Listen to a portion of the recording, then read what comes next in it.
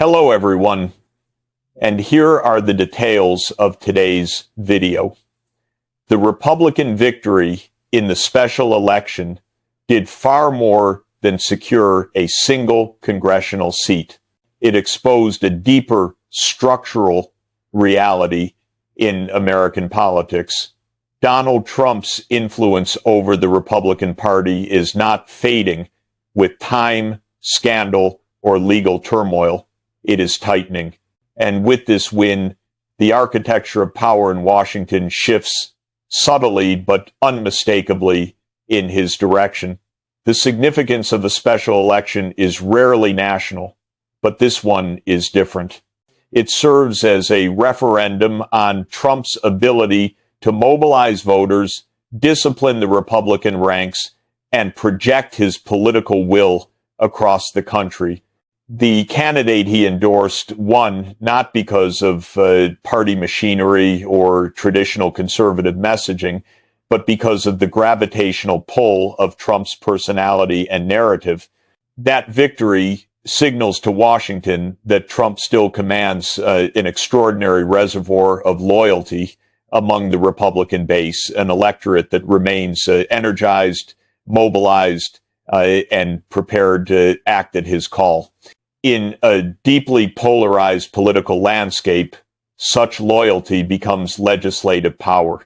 Republicans in Congress, particularly those who once hesitated to align themselves fully with Trump, now face a plain truth. Their political survival increasingly depends on him. The special election result reinforces that dependency.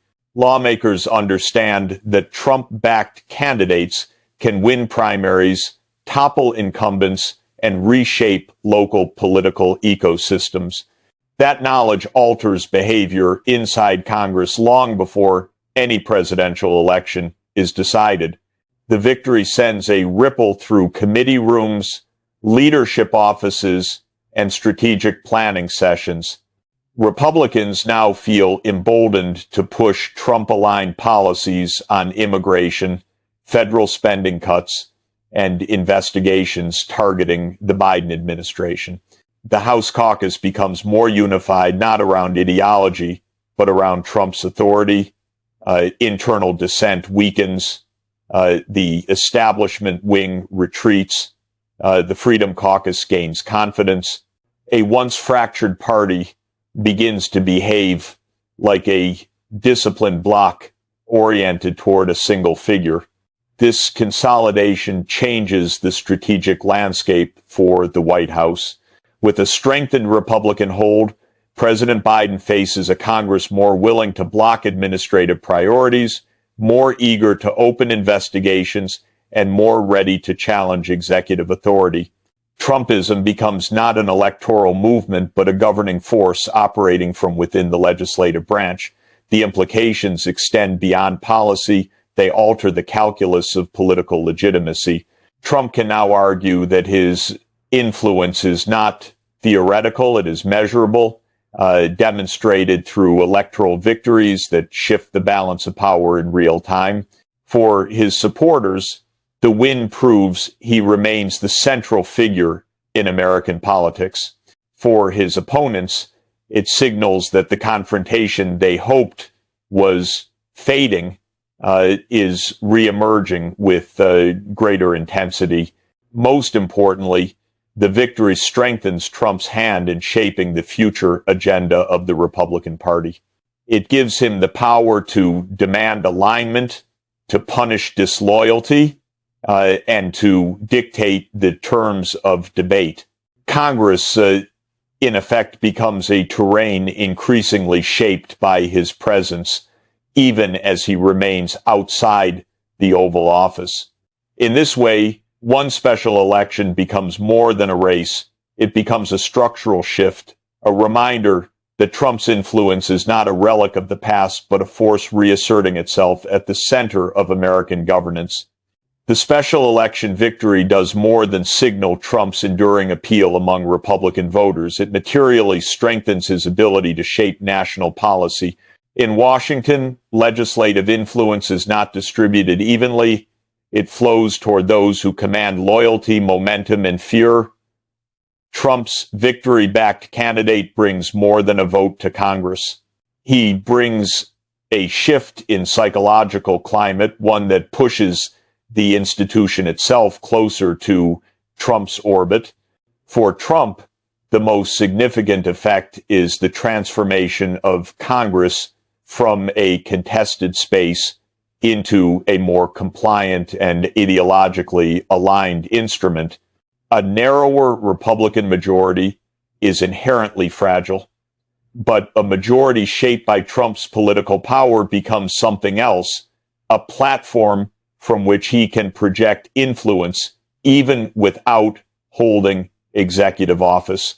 Lawmakers observe the special election result as a warning. Those who oppose Trump risk primary defeat.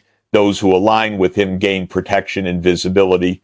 This dynamic creates an internal discipline more powerful than party rules, the discipline of survival. The consequence is Congress increasingly prepared to revisit Trump's core policy priorities.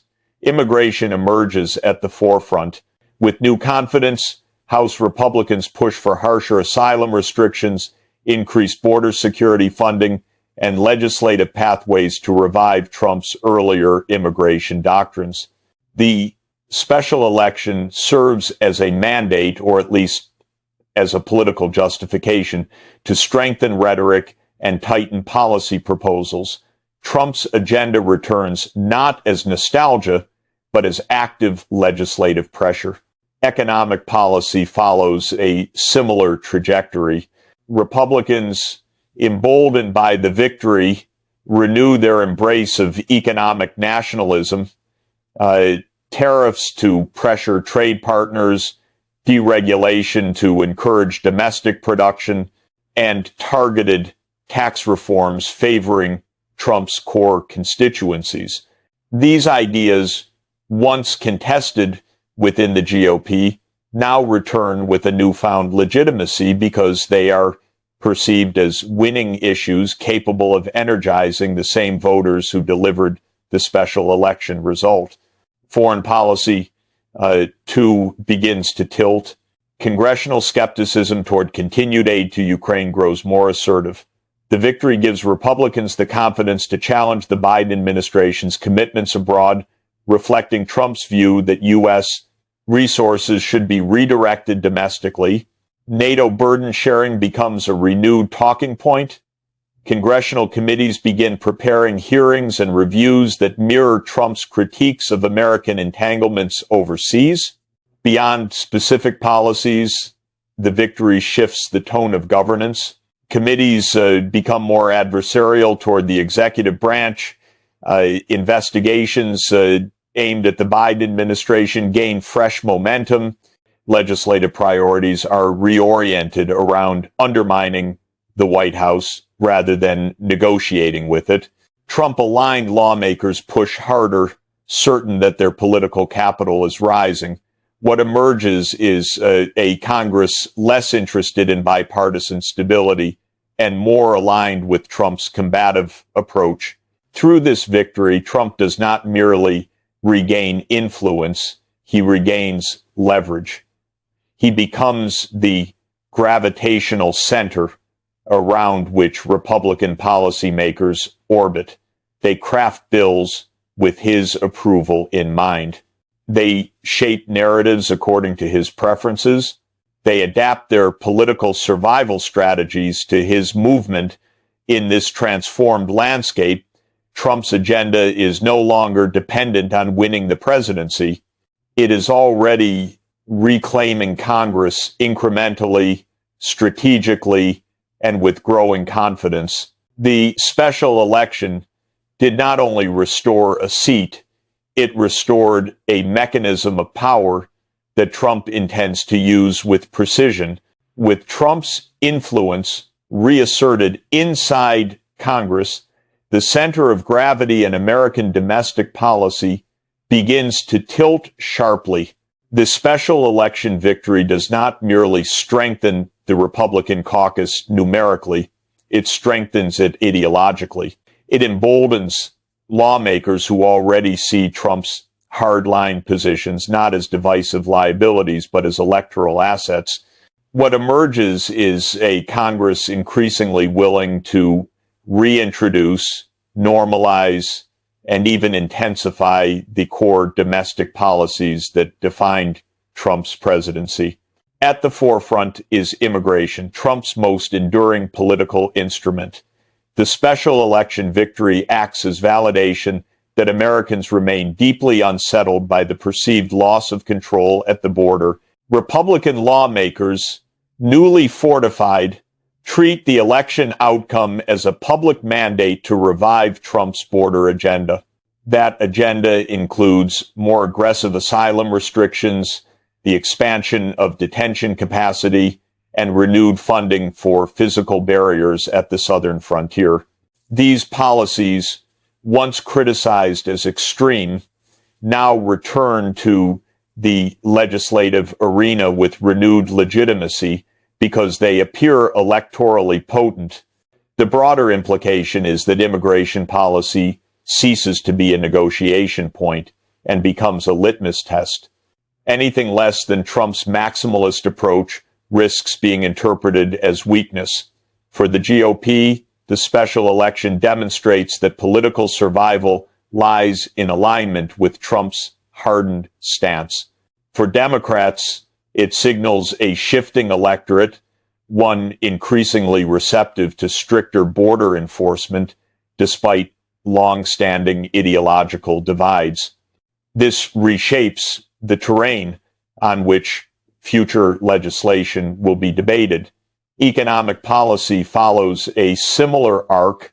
Trump's message of economic nationalism, once dismissed by traditional conservatives as protectionist, gains new life through the election victory. The Republican caucus interprets the result as proof that voters support tariffs, domestic manufacturing preferences, and a tougher stance on China. The victory empowers lawmakers to push for tariff expansions, reduced regulation, and tax incentives tailored to Trump's political base. The economic philosophy that defines this moment is not conventional conservatism. It is a hybrid ideology of populism and nationalism, combining economic anxiety with cultural grievance. Energy policy is also affected, bolstered by the special election result. Republicans begin advocating forcefully for expanded fossil fuel production, drilling, fracking, and coal revival. This shift is framed not only as an economic necessity, but as a symbolic rejection of what they perceive as the Biden administration's ideological climate agenda. In the wake of Trump's electoral victory, energy independence returns to Congress not as policy debate, but as political identity. The cumulative effect is a transformation of congressional behavior. The special election win reshapes what lawmakers believe is politically possible. Bills that were once performative now become viable. Proposals that once served as rhetorical gestures now begin to move through committees. Trump's domestic agenda gains traction not because he commands the White House, but because he commands the political imagination of his party. Congress, strengthened by the symbolism of victory, becomes a testing ground for Trumpism to an updated, emboldened, and legislatively empowered version of his earlier political project. It acts with the confidence of a political movement that believes it has rediscovered its momentum. The domestic battlefield shifts accordingly, with immigration, economic nationalism, and energy dominance forming the core pillars of a resurgent agenda. Through this single electoral triumph, Trump's presence re-enters the machinery of governance, reshaping the terms of America's internal debates and forcing the nation to confront once again the political forces that defined the last decade. Trump's strengthened influence over Congress reshapes not only America's domestic agenda, but its global posture. Foreign capitals from Brussels to Beijing, from Kyiv to Moscow, do not interpret the special election result as a marginal political event. They see it as a signal a Trump-aligned Congress is emerging, and with it the possible return of a foreign policy defined by nationalist conviction, strategic unpredictability, and a fundamental skepticism toward U.S. global commitments. The first immediate shift appears in the debate over Ukraine. Congressional Republicans, emboldened by the victory, feel freer to challenge the scale and purpose of U.S. aid. Many of them already echo Trump's view that European allies must shoulder more responsibility. The special election win deepens this alignment. It makes the idea of conditioning, reducing, or restructuring Ukraine, funding not only politically acceptable, but politically advantageous. European governments, watching from afar, sense that the bipartisan consensus supporting Ukraine is no longer solid. The election victory thus becomes a tremor felt across the Atlantic, raising doubts about the future of American commitment. This uncertainty extends to NATO.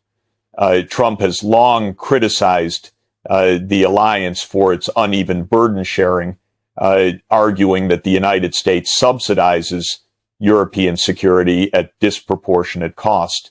A Congress increasingly beholden to his worldview may adopt that critique as legislative priority, holding hearings, restricting defense spending tied to NATO initiatives, or pressuring allies more openly.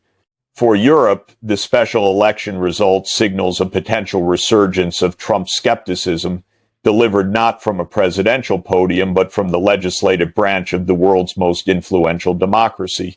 Foreign policy hawks also take cues from Trump's earlier stances on China. The victory strengthens congressional appetite for anti-China measures, from economic decoupling to restrictions on technology transfers. Trump's strategy toward Beijing was always a blend of economic nationalism and geopolitical rivalry. With Congress drifting back toward his ideological center, that strategy becomes once again mainstream. Tariffs, sanctions, and new hardline legislation acquire bipartisan concern, but Trumpian framing. The Middle East, too, absorbs the aftershocks. Trump's return to legislative influence encourages a more unilateral, coercive approach. Support for Palestinian statehood weakens. Pressure on Iran intensifies. Regional actors accustomed to Biden's diplomatic style now sense the possible revival of Trump's transactional politics, alliances built not on principle, but on immediate advantage. The world's diplomatic landscape recalibrates accordingly. Across Asia, Latin America, and Africa, the victory revives memories of Trump's foreign policy posture. Skeptical of multilateral institutions, suspicious of trade agreements, and dismissive of global climate commitments, leaders around the world begin adjusting their own strategic calculations, anticipating a United States less anchored to international consensus and more driven by domestic political tides. But perhaps the most profound shift occurs in perception. U.S. foreign policy becomes more unpredictable, not because Trump has returned to office, but because Congress increasingly reflects his worldview. Foreign governments understand that America's political center is moving. They interpret the special election as evidence that the forces shaping Trump's first presidency are alive, mobilized, and preparing for a second act. Through this single win, Trump's imprint begins shaping America's global trajectory once more. Congress becomes the early stage of his foreign policy revival, a warning that the world must prepare again for a United States governed not by institutional continuity, but by the gravitational pull of one man's ideology. The special election victory does more than alter legislative calculations or reshape policy debates. It reveals a deeper transformation underway within the Republican Party, one in which Trump is no longer merely a dominant figure, but the architect of a new political structure.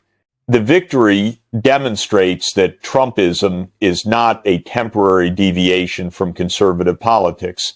It has become the organizing principle of the Republican base, the gravitational force that aligns candidates, donors, media, and activists into a single orbit. Within this new ecosystem, loyalty becomes the defining political currency. The special election win underscores the lesson Republican lawmakers have been learning for years. Trump's endorsement can propel relatively unknown candidates into office, while his disapproval can end political careers. The party machinery shifts accordingly. Committees, local organizations, state-level leadership all begin to calibrate their strategies according to Trump's preferences. The party's identity consolidates around his worldview: nationalist, populist, anti-establishment, and deeply skeptical of traditional institutions.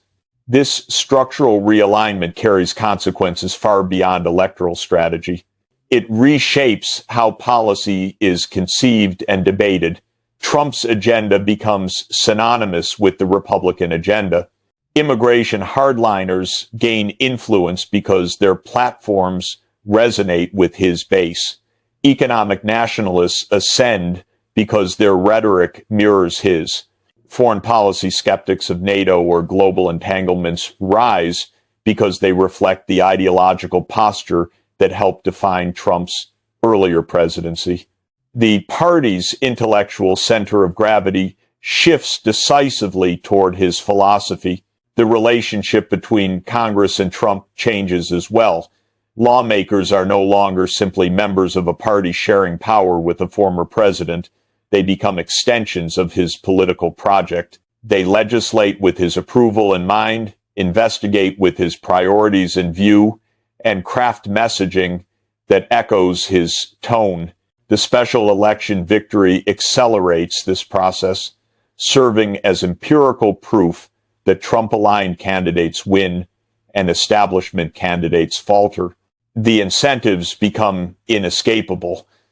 To thrive in the Republican Party, one must embrace the Trump blueprint.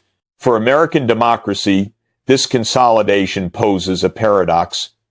On the one hand, Trump's movement commands a deep, authentic loyalty among millions of voters who feel unheard by traditional elites. On the other hand, the increasing personalization of political power around a single figure challenges the balance of institutions that once stabilized the republic. The special election becomes emblematic of this shift, not because of the seat itself, but because of what it reveals. The party is no longer a coalition of factions. It is becoming a political engine with a singular driver. This development has long-term consequences. If Trump returns to the presidency, he will do so with a party more unified, more disciplined, and more ideologically aligned than at any point in his political career. If he does not return, the party may nonetheless remain dominated by his movement, guided by his loyalists, structured around his vision. In either scenario, the special election marks a turning point. It shows that Trump's influence is not receding, but institutionalizing itself, embedding into the very framework of the Republican Party and, by extension, into the legislative machinery of the United States. In this sense, the victory is not simply a political gain. It is a structural revelation. Trumpism has become more than a force. It has become the foundation of a re-engineered, Republican future.